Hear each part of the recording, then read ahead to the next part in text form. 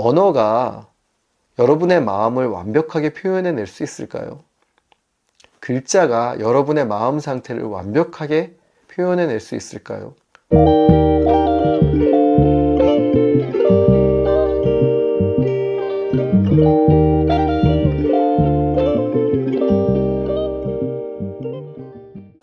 보통 우리가 마음이라고 하면 여러분들은 어떤 생각이 들죠?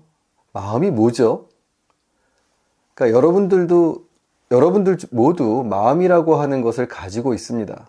그런데 마음이 뭐냐고 물어보면 금방 대답을 할 수 있는 사람들은 생각보다 많지 않습니다.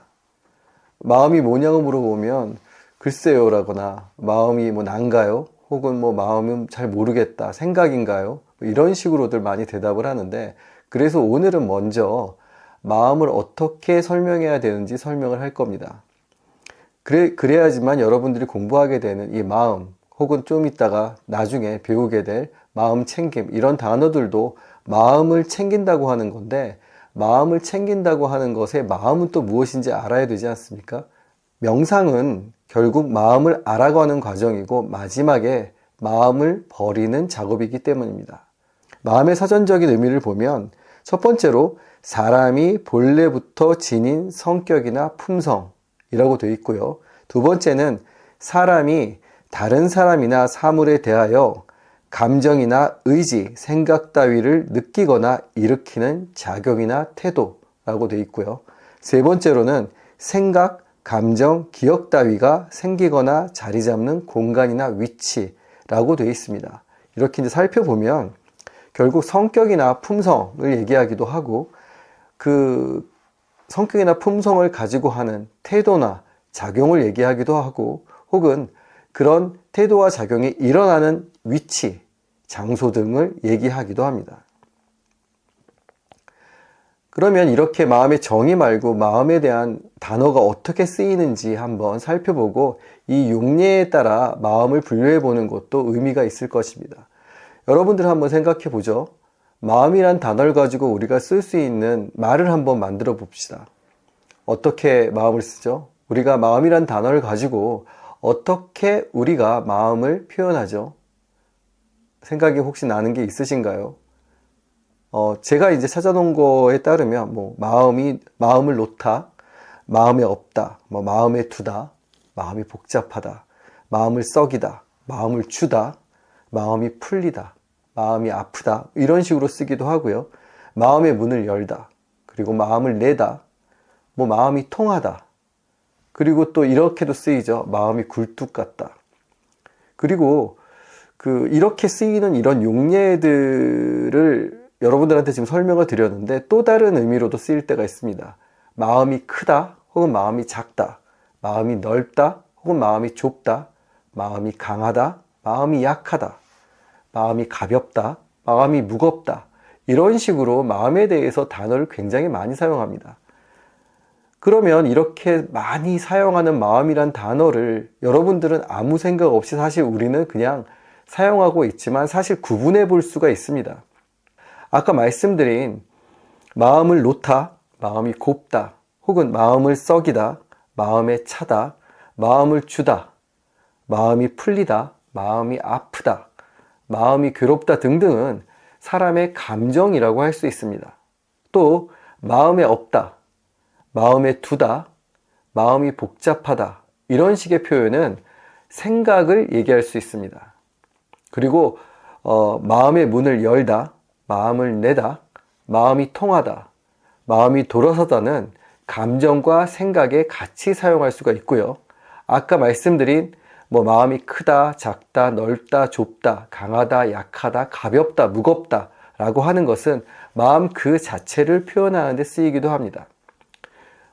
이렇게 마음이라고 하는 단어는 굉장히 많이 쓰이는데, 이걸 나눠보면 결국 마음이란 단어는 감정, 생각, 그리고 욕구, 아까 마음이 굴뚝 같다라고 할 때는 욕구나 욕망을 얘기할 수 있고요.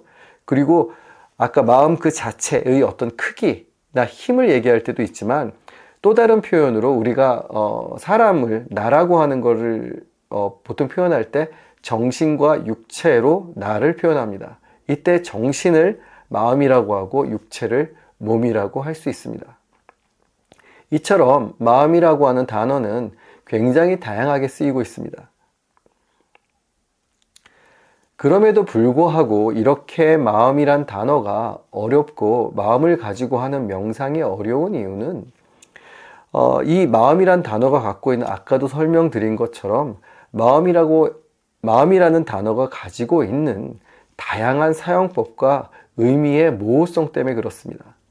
마음이라고 하는 것은 사실 여러분들이 공부해서 정말 실체를 알기 전에는 이 마음이라고 하는 것을 알기가 굉장히 어렵습니다.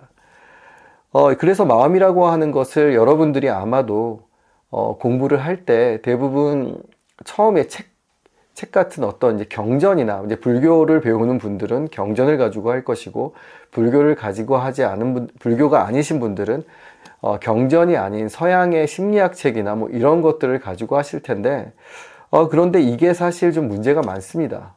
무슨 의미냐면 경전도 마찬가지고 서양의 심리학 책도 마찬가지인데 굉장히 모호합니다.